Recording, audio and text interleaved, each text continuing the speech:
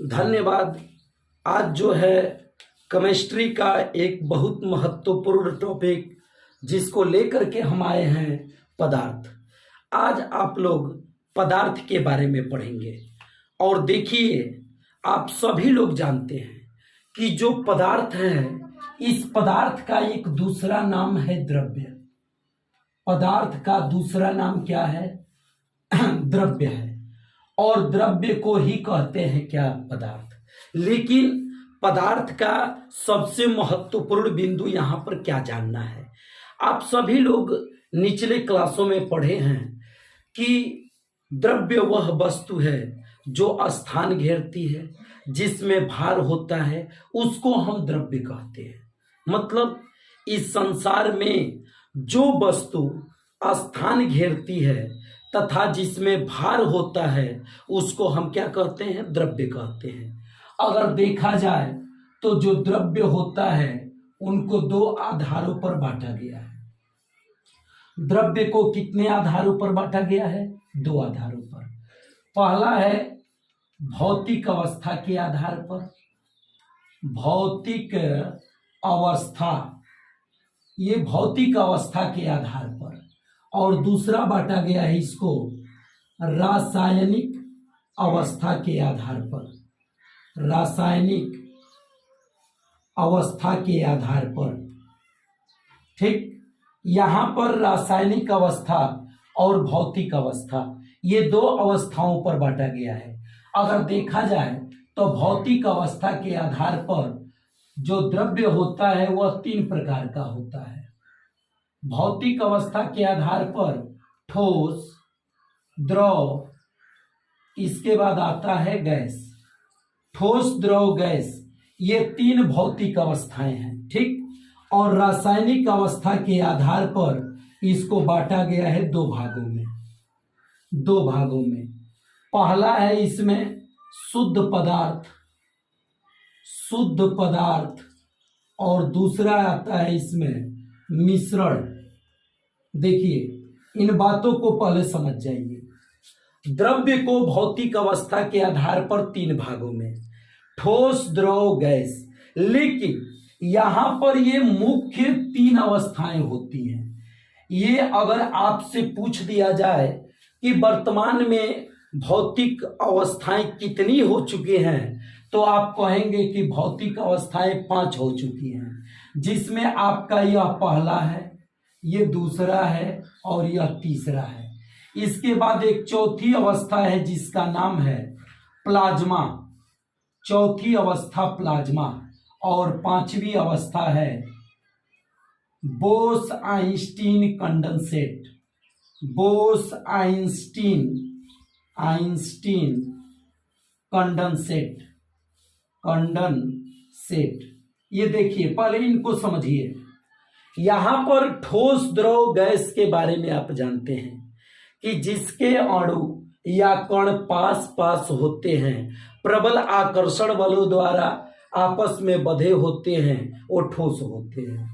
और जिनके अणु थोड़ा सा दूर दूर होते हैं वो द्रव होते हैं। जिनके अणु बिल्कुल दूर दूर होते हैं उन पदार्थों को हम गैस कहते हैं। एक और चीज, ठोस का आप जानते हैं कि जो आकार होता है, आयतन होता है, ये निश्चित होता है। द्रव का आकार निश्चित नहीं होता, लेकिन आयतन निश्चित होता है। गैस का आयतन और आकार दोनों अनिश्चित होता है। लेकिन एक बात कितने लोगों को समझ में नहीं आती कि आकार तो समझ में आ जाता है कि जैसे ठोस का आकार जैसा है वैसा ही रहेगा, कहीं पर रखिए। आयतन की बात ये आती है कि आयतन का मतलब कोई भी वस्तु जितना स्थान घेरता है उसको हम आयतन कहते हैं। तो ठोस में होता है कि जितना आयतन घेरा हुआ है उतना ही घेरेगा, चाहे वह वस्तु कहीं पर भी हो। जो द्रव है, द्रव में क्या होता है कि 1 लीटर आपका क्या है? जल है। 1 लीटर जल को चाहे आप बाल्टी में रखिए या थाली में रखिए या किसी भी पात्र में रखिए, वो आपका 1 ही लीटर रहेगा, अर्थात आयतन उतना ही रहेगा, लेकिन उसका आकार बर्तन के हिसाब से क्या करेगा, बदल जाएगा। और गैस का न तो आयतन निश्चित होता है न तो आकार निश्चित होता है। इसके बाद आपको समझना है प्लाज्मा, और प्लाज्मा के बारे में जानिए। जो प्लाज्मा है ना, ये गैस की आयनित अवस्था है। अगर पूछा जाए कि प्लाज्मा क्या है, तो प्लाज्मा गर्म गैसों की आयनित अवस्था है जिसमें धनात्मक और ऋणात्मक आयनों की संख्या आपस में क्या होती है, बराबर होती है। तो प्लाज्मा ये भौतिक अवस्था के आधार पर ये द्रव्य की चौथी अवस्था है। जान गए ना प्लाज्मा किसको कहेंगे, तो गर्म गैसों की आयनित अवस्था को ही क्या कहते हैं, प्लाज्मा कहते हैं। इसके बाद आपका आता है बोस आइंस्टीन कंडेंसेट। ये वैज्ञानिक के नाम पर ही है और इन्होंने पांचवी अवस्था दिया। पांचवी अवस्था में बताया कि जब किसी वस्तु का ताप लगभग 0 केल्विन के बराबर हो जाता है, अर्थात 0 केल्विन जो होता है ये -273 डिग्री सेल्सियस के बराबर होता है। देखिए 0 केल्विन, तो 0 केल्विन -273 डिग्री सेल्सियस के बराबर होता है। जब इतना ठंडा हो जाएगा, ठीक, तब जाकर के यह पांचवी अवस्था बनेगी, बोस आइंस्टीन कंडेंसेट। बहुत संक्षेप में समझने के लिए कि जब 0 केल्विन कितने डिग्री सेल्सियस के बराबर होता है, -273, और जब इसके पास ताप पहुंचेगा किसी भी कण का, तो वह अवस्था लगभग किस अवस्था में चली जाएगी, बोस आइंस्टीन कंडेंसेट। तो ये आप जान गए भौतिक अवस्था की 5 अवस्थाएं। ठीक, तो भौतिक अवस्था के आधार पर ये मुख्य तो 3 होता है, लेकिन इसमें आपको बता दिया गया कितना, 5। एक और चीज यहीं पर समझ लेते हैं थोड़ा सा कि जो ठोस द्रव गैस हैं, देखिए इसको आपको घेर कर दिखा देते हैं। जैसे यहां पर ये ठोस है, ठोस, ये आप ले लीजिए द्रव, और यहां पर ले लीजिए गैस। ठीक, देखिए बहुत महत्वपूर्ण चीज निकल करके सामने आएगा। हमने क्या ले लिया, ठोस द्रव गैस। ठीक, अब देखिए अगर कोई वस्तु ठोस से डायरेक्ट गैस में बदल रही है, बताइए अगर कोई वस्तु ठोस से डायरेक्ट गैस में बदल रही है तो इस क्रिया को किस नाम से जानेंगे। तो आपके दिमाग में आ गया होगा कि ऊर्ध्वपातन। ऊर्ध्वपातन, ऊर्ध्वपातन की क्रिया द्वारा ये ठोस से किस में बदल जाता है, गैस में। ठीक, इसी प्रकार अगर कहा जाए कि गैस से ठोस में बदलने की क्रिया कहलाती है, थोड़ा सोचिएगा, सोचिए दिमाग से कि जब गैस, कोई भी गैस जब ठोस अवस्था में बदलेगी तो गैस से डायरेक्ट ठोस अवस्था में बदलने की क्रिया क्या कहलाएगी। तो बहुत लोगों को इसमें समस्या आती है, लेकिन इसका राइट आंसर होता है निक्षेपण। निक्षेपण, गैस से डायरेक्ट ठोस बनने की क्रिया क्या कहलाती है, निक्षेपण। जिसका बहुत बढ़िया उदाहरण है काजल। काजल का निर्माण डायरेक्ट गैस से ठोस अवस्था में होता है, तो वहां पर वो क्रिया क्या कहलाएगी, निक्षेपण। इसी तरह आप जानते हैं ठोस से द्रव में बदलना, तो सभी लोग जानते हैं कि ठोस बर्फ है, गल जाएगा तो वह किस में बदल जाएगा, द्रव में, तो उसको हम संगलन कहते हैं। संगलन या गलन, ठोस से द्रव में क्या करना, बदलना। इसी प्रकार द्रव से ठोस में बदलने की क्रिया, तो जब द्रव से ठोस में बदलेगा तो सभी लोग जानते हैं जमना। जमना जिसको कहते हैं हिमीकरण, बर्फ में बदलने की क्रिया। तो यहां पर जमना या हिमांक या हिमीकरण से मतलब है। इसके बाद आपका द्रव से गैस, तो द्रव से गैस तो सभी लोग जानते हैं वाष्पीकरण। वाष्पीकरण, तो वाष्पीकरण की क्रिया द्वारा यह द्रव से किस में बदलता है, गैस में। और अगर गैस से द्रव में कहा जाए तो गैस से द्रव में जैसे बादल का निर्माण होता है ना, बादल में जल का, तो क्रिया होती है संघनन। तो संघनन की क्रिया द्वारा आपका गैस से क्या बनता है, द्रव। तो ये आपको बातें जाननी पड़ती है कि अगर गैस से ठोस में बदल रहा है तो निक्षेपण, ठोस से और गैस में बदल रहा है तो ऊर्ध्वपातन, यहाँ पर द्रव से गैस वाष्पीकरण, गैस से द्रव संघनन। अब इसमें देखिए आपको जानकारी थी, लेकिन एक चीज हो सकता है दिमाग पर नहीं होगा, वो है निक्षेपण, जो गैस से डायरेक्ट ठोस में बदलने की क्या कहलाती है, क्रिया कहलाती है। तो चलिए आप भौतिक अवस्था ठोस द्रव गैस के बारे में जानिए। अब चलते हैं थोड़ा सा शुद्ध पदार्थ और मिश्रण की तरफ। देखिए अगर यहां पर देखा जाए शुद्ध पदार्थ और मिश्रण, तो मिश्रण का मतलब होता है बिना अनुपात का मिलावट। किसी भी वस्तु, जैसे हम जल में चीनी डालकर शरबत बनाते हैं और शरबत पीते हैं, लेकिन जल और चीनी का अनुपात निश्चित नहीं होता, उसमें हम स्वादानुसार चीनी डाल लेते हैं। जो लोग मीठा पीते हैं ज्यादा वो अधिक चीनी डालते हैं, जो लोग कम पीते हैं कम डालते हैं। तो मिश्रण में कोई अनुपात निश्चित नहीं होता है। और शुद्ध पदार्थ किसको कहते हैं, तो इस धरती पर तत्व पाए जाते हैं और यौगिक पाए जाते हैं, और तत्व और यौगिक शुद्ध पदार्थ होते हैं। क्यों होते हैं, क्योंकि यौगिक कोई भी बनेगा वो एक निश्चित अनुपात में होगा, और तत्व जितने होते हैं वह अपने आप में एक होते हैं, उसमें कुछ मिला नहीं होता है। तो तत्व में आप जानते हैं कि तत्व जितने हैं, hydrogen, helium, lithium, boron, carbon, nitrogen, oxygen, sodium, magnesium, इसी तरह आपका 118 तत्व हैं, और उन 118 तत्वों को और तत्वों के निश्चित अनुपात में बनने वाले यौगिकों को शुद्ध पदार्थ कहते हैं। ठीक, क्योंकि मान लीजिए तो में हाइड्रोजन आ गया और तत्व में ऑक्सीजन आ गया, हाइड्रोजन या ऑक्सीजन न दो संबंध एक के अनुपात में बनेगा तो जल बनाएगा। तो यहाँ पर हाइड्रोजन और ऑक्सीजन क्या हो गए, तत्व हो गए। लेकिन यहाँ पर जब दो संबंध एक के अनुपात में मिले तो क्या बनाया, जल एक यौगिक है। यहाँ पर ये शुद्ध पदार्थ हुआ। तो क्या मतलब कि यहाँ पर तो और यौगिक शुद्ध पदार्थ होते हैं। जबकि आप मिश्रण पढ़े हैं, मिश्रण क्या पढ़े हैं, एक होता है समांगी मिश्रण, समांगी, और दूसरा होता है विषमांगी मिश्रण, दूसरा होगा विषमांगी मिश्रण। तो समांगी मिश्रण और विषमांगी मिश्रण, समांगी मिश्रण में आप जानते हैं, क्या जानते हैं कि जब उसमें विलय और विलाय, अर्थात विलय विलाय छोड़िए, जो दो पदार्थ आपस में मिलाया जाएगा, अगर दोनों एक जैसे हो गए, दोनों में भिन्नता मालूम नहीं चली, तो क्या होगा, समांगी। समांगी में जैसे जल और चीनी का मिला हुआ भाग शरबत, जल और चीनी आपस में घोल देंगे तो एक साथ मिल जाएंगे, मिलने पर जो भी आपका तैयार होगा शरबत होगा और समांगी होगा।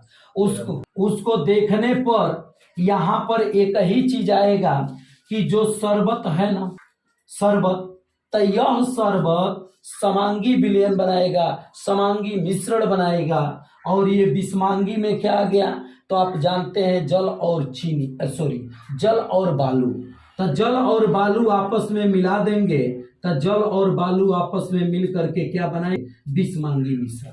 लेकिन आपको परीक्षा की दृष्टि से मैं बताऊं एक ऐसा उदाहरण, जैसे आता है कि मान लीजिए किस प्रकार का मिश्रण है, तो आप हमेशा कहिएगा कि दूध विषमांगी मिश्रण है तो कोलाइड, लेकिन कोलाइड का निर्माण विषमांगी मिश्रण से हुआ है।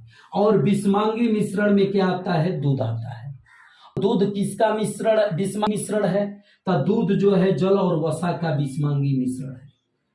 कोई भी पूछे बताइएगा कि जल और वसा का विषमांगी मिश्रण क्या है, दूध। ठीक, इसमें जल है और वसा, इसको मत भूलिएगा, यह ज्यादा फंसाने वाला उदाहरण है। इसको देखने पर बहुत से जानते हैं कि समांगी होगा, लेकिन ये समांगी क्या है, मिश्रण है। तो यहाँ पर आप जान गए समांगी और विषमांगी को। अब आइए थोड़ा सा यहाँ पर आप तत्व जानिए। तत्व के भी प्रकार है, तत्व तीन प्रकार के होते हैं। तत्व तीन प्रकार के कौन कौन होते हैं? तो पहले नाम जानिए, धातु, उपधातु, उपधातु, अधातु। अधातु देखिए, तत्व के तीन रूप होते हैं, धातु, उपधातु, अधातु। तो देखिए, तत्व कैसे पहचानेंगे कि धातु है, कैसे पहचानेंगे उपधातु है, आपको पहचानेंगे अधातु है। तो देखिए, जो धातुएं होती हैं, तो जो तत्व धनायन बनाते हैं वह प्रायः धातु कहलाते हैं, और जो तत्व ऋणायन बनाते हैं वो अधातु कहलाते हैं, और जो दोनों के मध्य स्थित होते हैं वो उपधातु कहलाते हैं। जिनमें कुछ धातु का लक्षण, कुछ अधातु का लक्षण, उनको हम कहते हैं उपधातु। ठीक, उपधातु में सिलिकॉन है, जर्मेनियम है। ये सिलिकॉन और जर्मेनियम ये प्रमुख है। सिलिकॉन और जर्मेनियम उपधातु में आते हैं। अधातु में सल्फर है, फास्फोरस है, क्लोरीन है, इस तरह कई हैं। लेकिन अगर देखा जाए तो इस धरती पर सबसे अधिक तत्वों में संख्या धातुओं की 1 नंबर पर, अधातु का 2 नंबर पर। धातु में सभी लोग जानते हैं, लोहा है, सोना है, आयरन जिसको कहते हैं, सिल्वर है, एजी है। ठीक, तो ये आपकी धातुएं हैं। और जो धातुएं होती हैं ये विद्युत के सुचालक होती हैं, और मात्र एक ही धातु है जो आपका द्रव अवस्था में पाई जाती है, वो है पारा। पारा द्रव अवस्था में पाई जाने वाली धातु है, जिसका प्रयोग से ज्यादा थर्मामीटर में भी होता है, ताप नापने में वही, और उसके बाद पारा का अनिवार्य रूप से आम बनाने में जाता है। तो यहाँ पर ये धातुएं हैं, अलग अलग प्रयोग है। धातुएं विद्युत का क्या होती हैं? सुचालक होती हैं। उपधातुएं विद्युत का कुचालक होती हैं। अधातुएं भी विद्युत का कुचालक होती हैं, लेकिन अधातुओं में एक ग्रेफाइट आता है जो कार्बन का अपर रूप है, वो विद्युत का सुचालक होता है। तो यहाँ पर शुद्ध पदार्थ अगर आ गया तो आप बताएंगे तत्व और यौगिक। अगर पूछा जाए यौगिक कितने तरह के होते हैं, तो देखिए यौगिक 2 तरह के होते हैं। एक होता है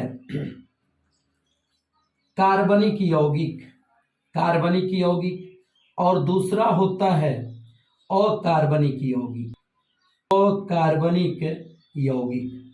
तो यहाँ पर यौगिक 2 तरह के, कार्बनिक और अकार्बनिक। आइए थोड़ा सा विस्तार से जाते हैं इसको मिटाने के बाद।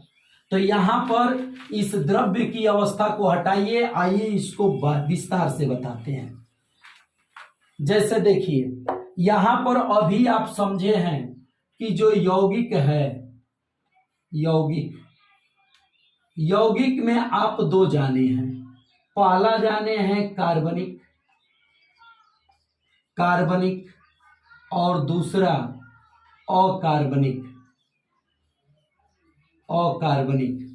ठीक, तो यहाँ पर कार्बनिक यौगिक किसको कहेंगे, अकार्बनिक यौगिक किसको कहेंगे? तो देखिए, पहले परिभाषा था, पहला और नया दोनों बताएंगे कि कार्बनिक का प्राचीन परिभाषा क्या है और कार्बनिक का नया परिभाषा क्या है।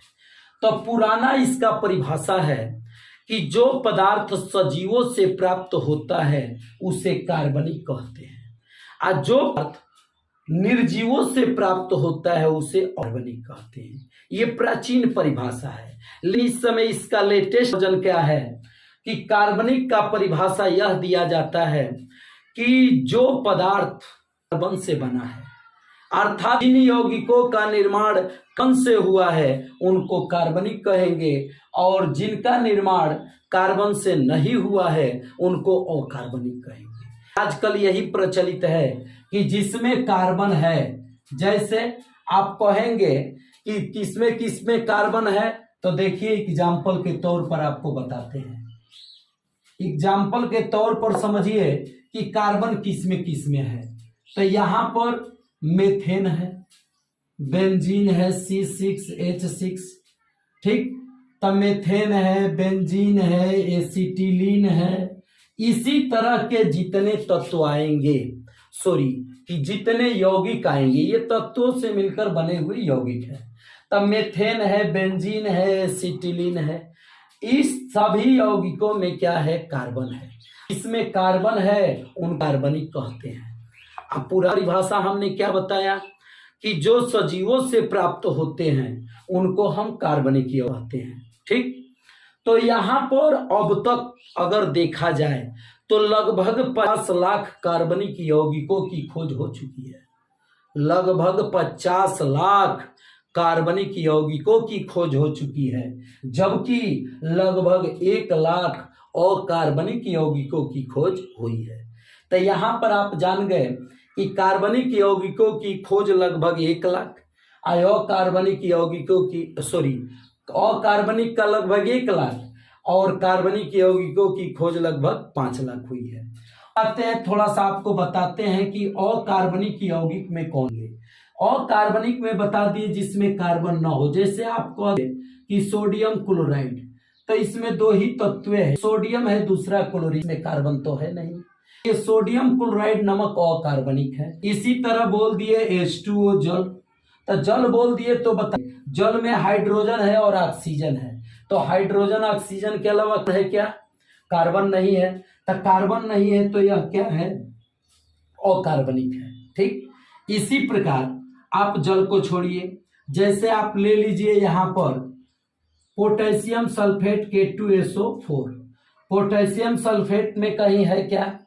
पोटेशियम सल्फेट को साल्ट केक कहते हैं, इसमें कहीं पर कार्बन नहीं है, ये अकार्बनिक है। इसी प्रकार मान लीजिए ले लिए nitrous oxide N2O, nitrous oxide जिसको लॉफिंग गैस कहते हैं, ये ग्लोबल वार्मिंग गैस के लिए भी उत्तरदायी है। तो नाइट्रस ऑक्साइड जिसको लॉफिंग गैस कहते हैं, हंसाने वाली गैस कहते हैं, यह भी एक अकार्बनिक है। ठीक, तो जिसमें कार्बन नहीं है वो अकार्बनिक है और जिसमें कार्बन है वो कार्बनिक है।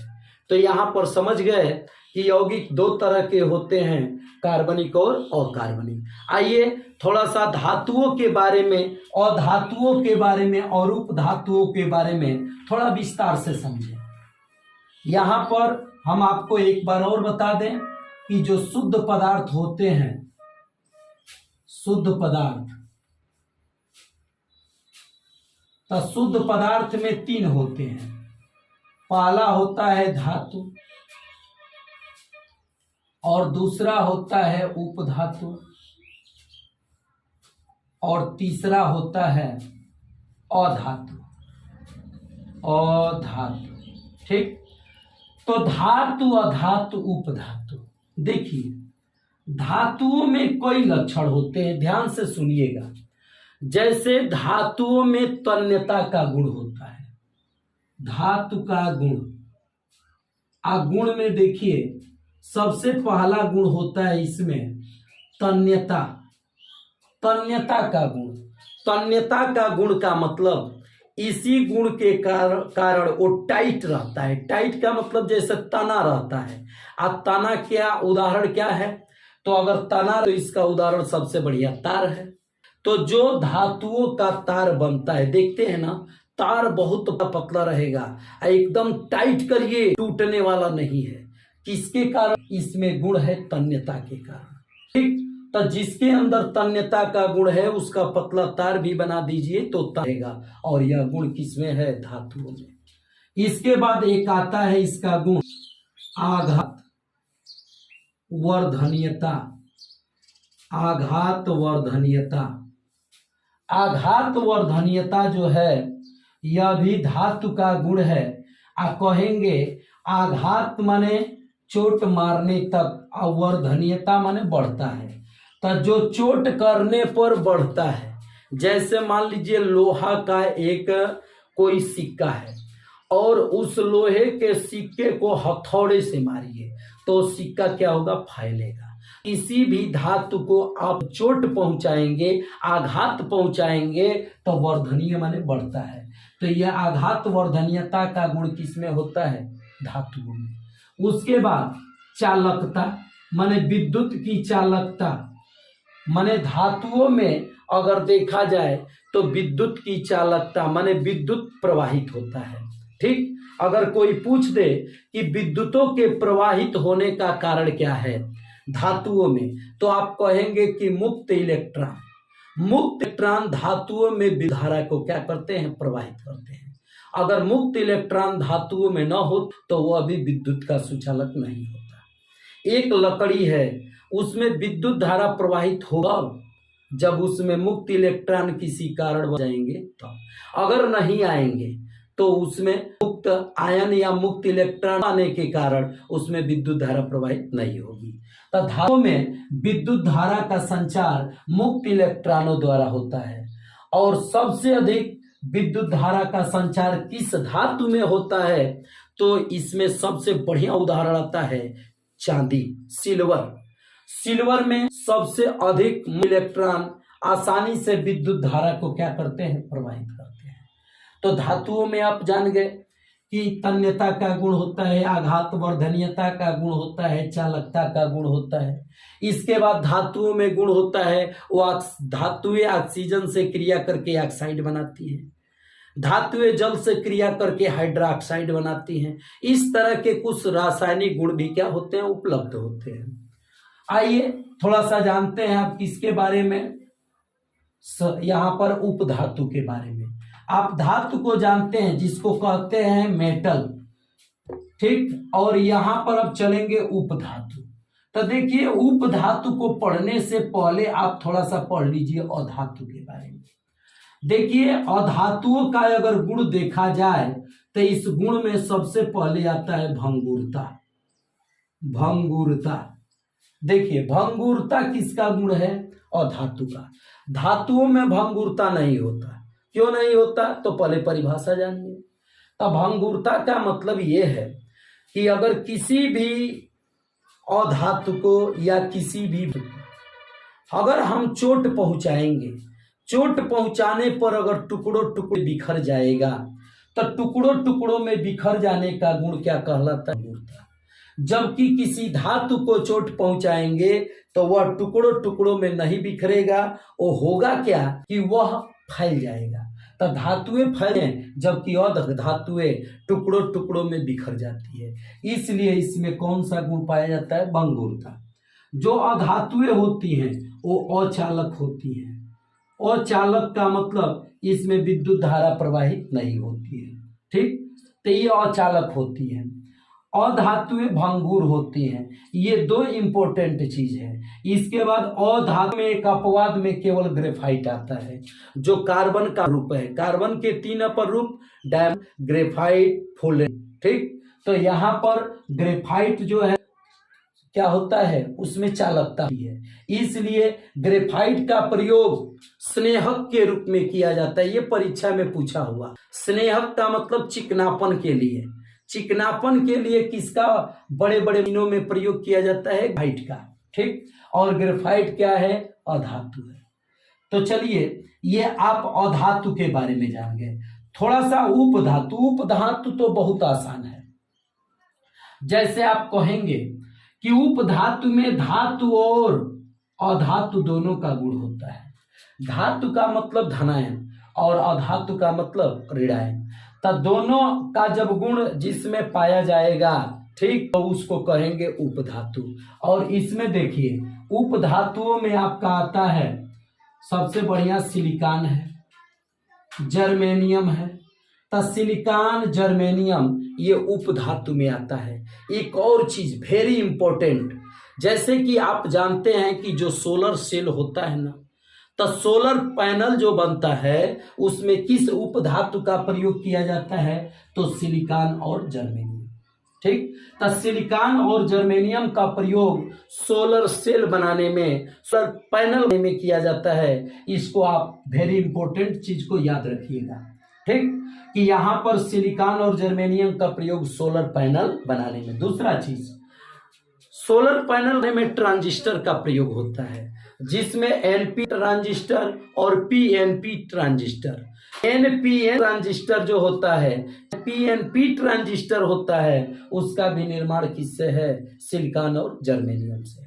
तो सिलिकॉन और जर्मेनियम से ट्रांजिस्टर का बनाने का प्रयोग किया जाता है। और इसी के प्रयोग से माने ट्रांजिस्टर से ही सोलर पैनल का निर्माण है। तो ये आप जान गए उपधातुएं।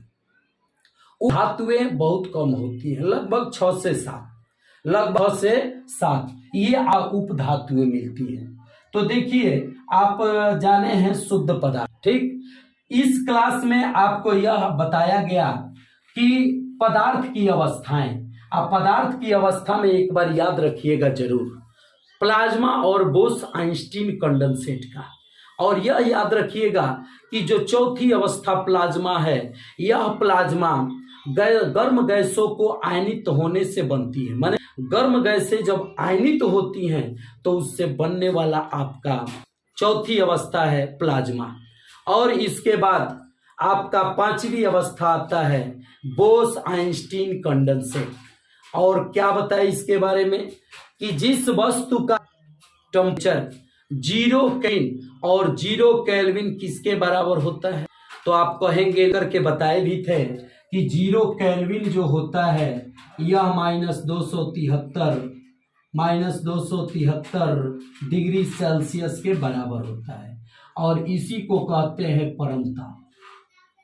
देखिए परम ताप कहते हैं। और परम ताप के आसपास जब क्या होगा, ताप होगा, तो वहां पर वह पदार्थ की अवस्था बोस आइंस्टीन कंडेंसेट के रूप में होगी, ठीक। तो जब इस ताप पर जाता है तब बोस आइंस्टीन कंडेंसेट।